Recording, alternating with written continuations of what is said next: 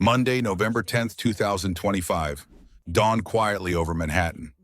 But inside the SDNY federal courthouse, the energy was anything but calm. Courthouse security had never seen anything like it. The press overflowed, marshals moved with military precision, and whispers carried across the marble floors like wildfire.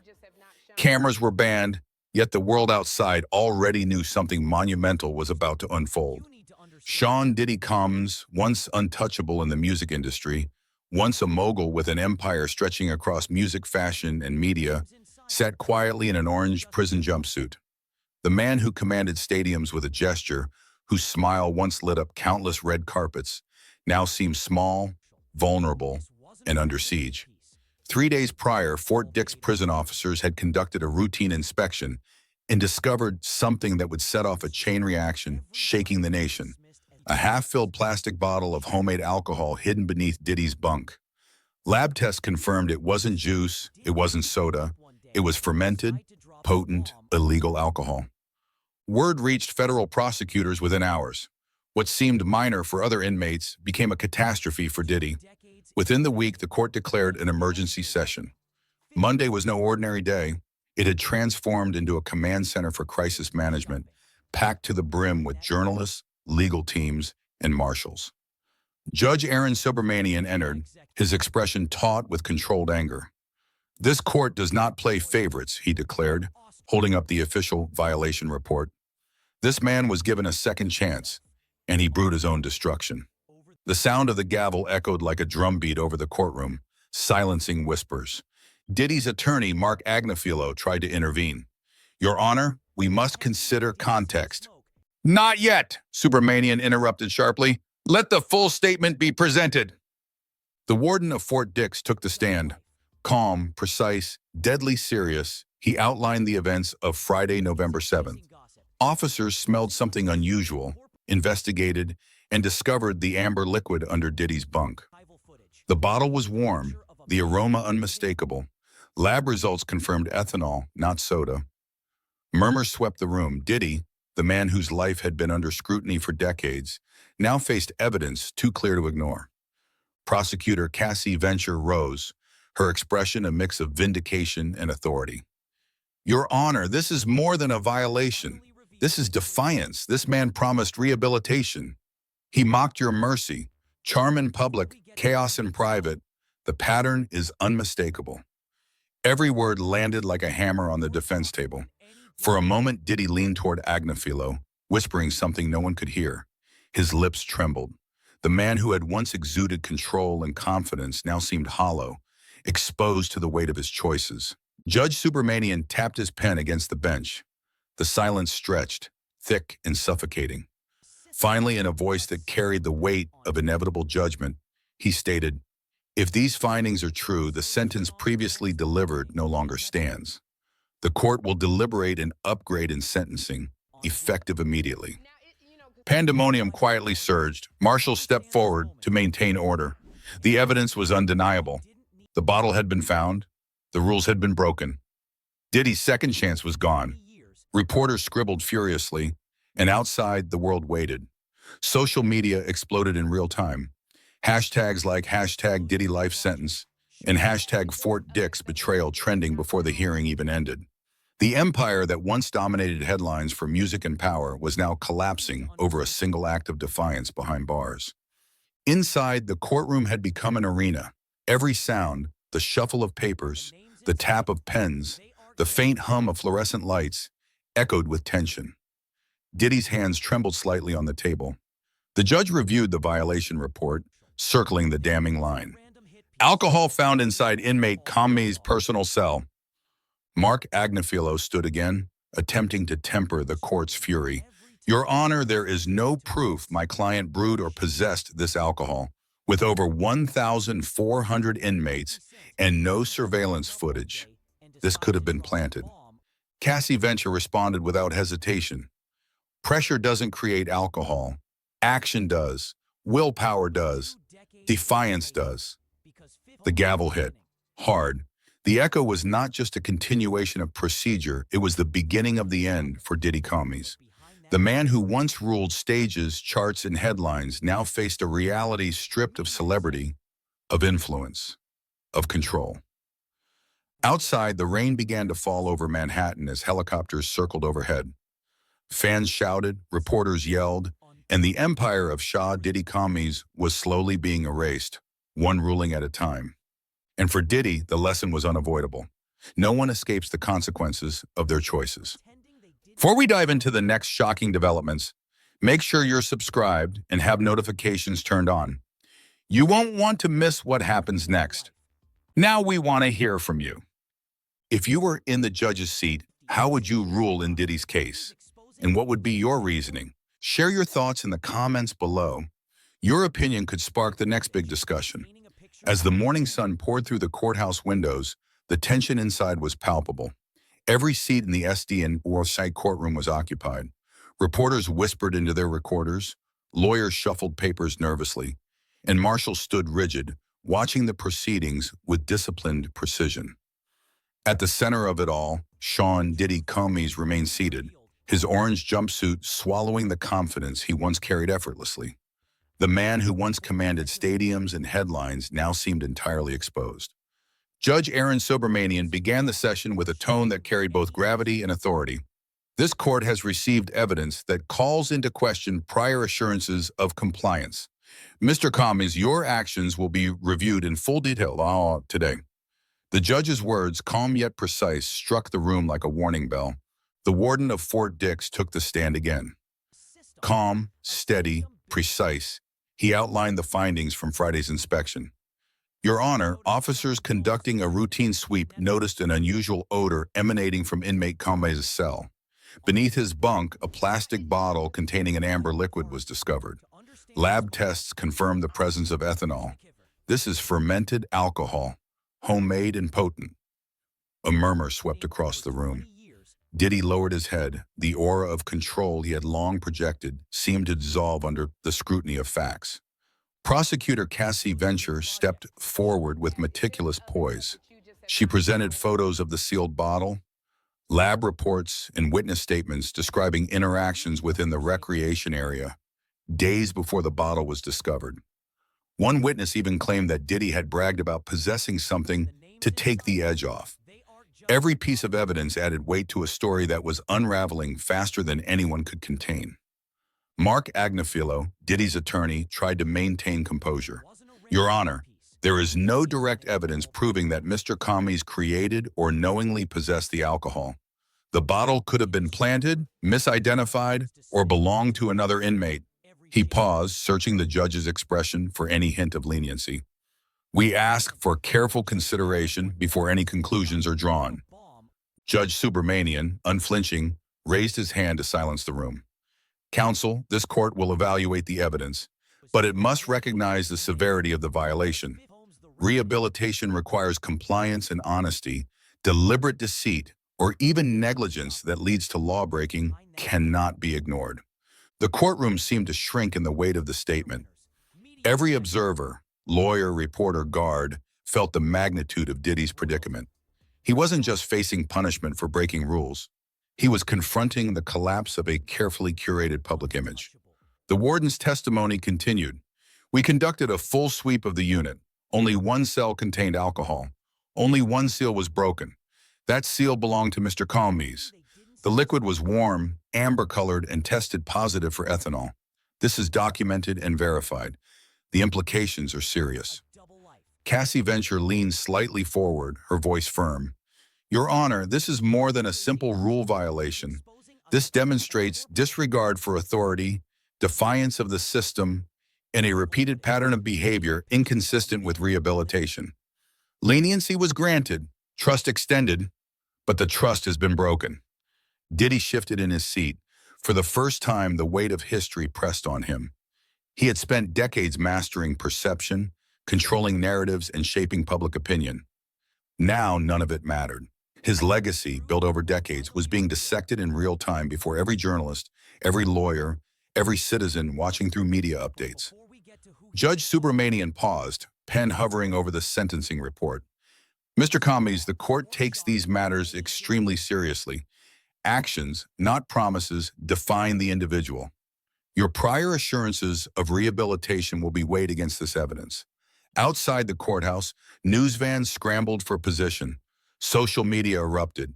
Hashtag Diddy life sentence. Hashtag Fort Dix scandal. Hashtag hidden bottle. The world watched a live demonstration of fame colliding with accountability. As a man who had once been untouchable, now faced the unrelenting glare of consequence. Inside, the courtroom was silent, except for the shuffle of papers and the whisper of pens. Every breath seemed amplified. The empire of Shah Diddy Combs, once powerful, untouchable, and dazzling, was now fragile, vulnerable, and under siege. Judge Subramanian finally spoke again, his voice deliberate. The evidence is compelling. The court will proceed to consider the necessary sanctions, which may include an upgraded sentence. Let this serve as a reminder. Accountability is absolute. The gavel struck, echoing through the room like a drumbeat of inevitability. Diddy's world, built on influence and public perception, was crumbling with every strike. Outside, helicopters hovered. Inside, history was unfolding. The message was clear. No one, not even Diddy, is above the law. By midday, the courtroom had transformed into a pressure cooker. The hum of fluorescent lights, the shuffle of papers, and the whispers of journalists combined into a symphony of tension. Sean Diddy Combs sat rigid, eyes fixed on the polished wood of the defense table. Gone was the confident swagger of his public persona. In its place, a man confronting the weight of his own decisions. Judge Aaron Subramanian, a figure of authority and unflinching discipline, addressed Diddy directly. Mr. Combs, he began, his voice steady yet heavy. You promised rehabilitation. You promised sobriety. You stood before this court on October 3rd, swearing you would honor the second chance granted to you. Yet here we are, presented with evidence that contradicts every word you spoke. The judge's eyes, sharp and unwavering, scanned the room. Every observer, prosecutor, defense attorney, marshal, and reporter felt the gravity. Diddy's attorney, Mark Agnafilo, rose immediately. Your Honor, we maintain that this evidence does not conclusively prove Mr. Combs' intent. Circumstantial details have been overstated, and assumptions should not dictate sentencing. Subramanian cut him off, tone final. Counsel, the court is aware of assumptions versus facts. The facts before me are clear. A sealed bottle of ethanol, discovered under your client's bunk, confirmed by lab results. Witnesses report his acknowledgement of the contents. This is not hearsay, it is documented defiance. Prosecutor Cassie Venture stepped forward, her expression a blend of calm authority and measured disdain. Your Honor, this is more than a simple infraction. It is deliberate disobedience and mockery of the court's mercy. Leniency was extended to encourage compliance. What we have now is evidence of continued disregard for both legal and moral obligations. The courtroom fell silent, every word sinking deep. Diddy's jaw tightened, his hands flexed involuntarily. He leaned toward Agnafilo and whispered, his voice low and unsteady, I didn't do this. Someone's setting me up. Mark placed a reassuring hand on Diddy's shoulder, though the doubt in his eyes betrayed his own uncertainty. For the first time, the public figure known for commanding stages and headlines looked powerless, vulnerable, exposed to the absolute authority of the law. Judge Subramanian lifted the file in front of him, opening it to the section circled in red. Alcohol discovered in inmate Combs' personal cell. That is the evidence that demands immediate judicial response. The court must enforce compliance, integrity, and accountability. Diddy's eyes met the floor. The hum of reporters' pens, the faint click of cameras outside the courtroom, and the whispers from spectators created a backdrop of relentless pressure. Every word of the judge felt like it was reshaping his legacy in real time. Venture presented additional evidence: images, timestamps, and inmate statements. One described a conversation in the recreation area where Diddy allegedly discussed using the alcohol to relax before the warden's inspection. Your Honor, she said firmly, this is not a misunderstanding. This is a willful violation. Agnafilo objected, citing hearsay, but Subramanian waved him down. The court will determine relevance. Mr. Combs, do not interrupt. Your actions speak louder than your objections. The world outside the courthouse had already erupted. Social media was ablaze with hashtags: Diddy life sentence, hidden scandals, courtroom chaos.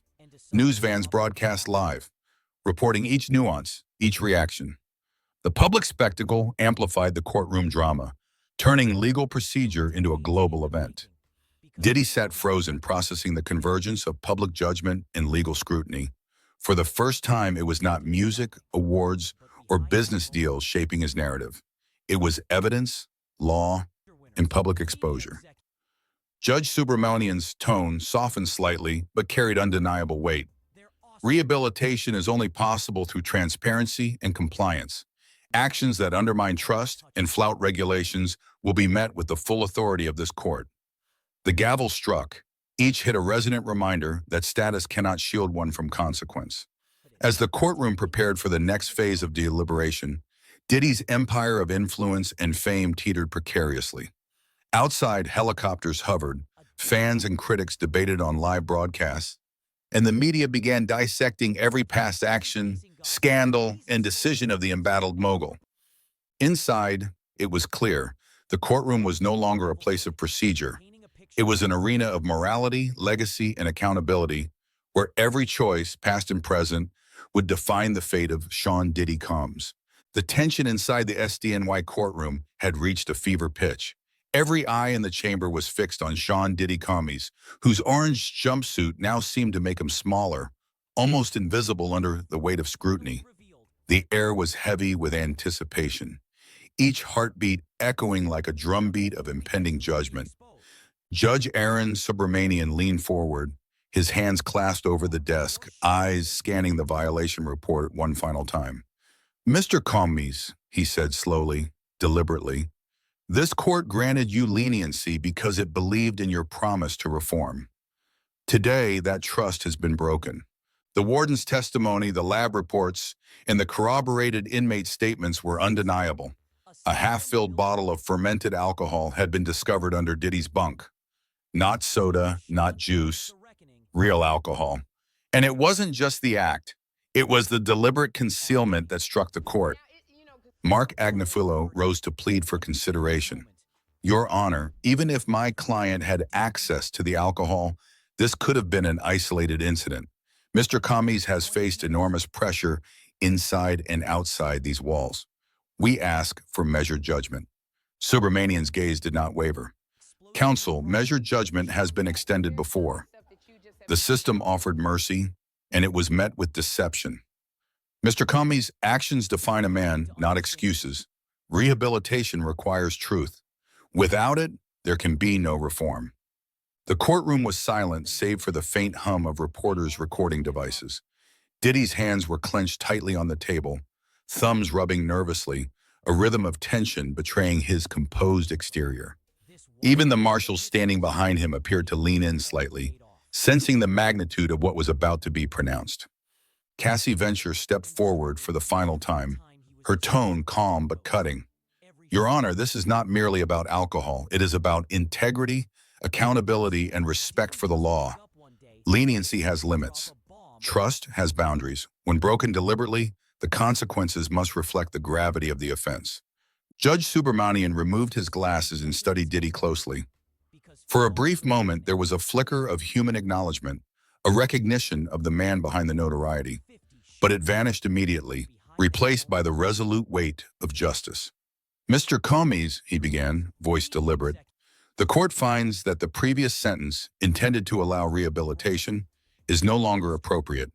Your actions inside Fort Dix demonstrate a willful disregard for the law and the authority that governs it."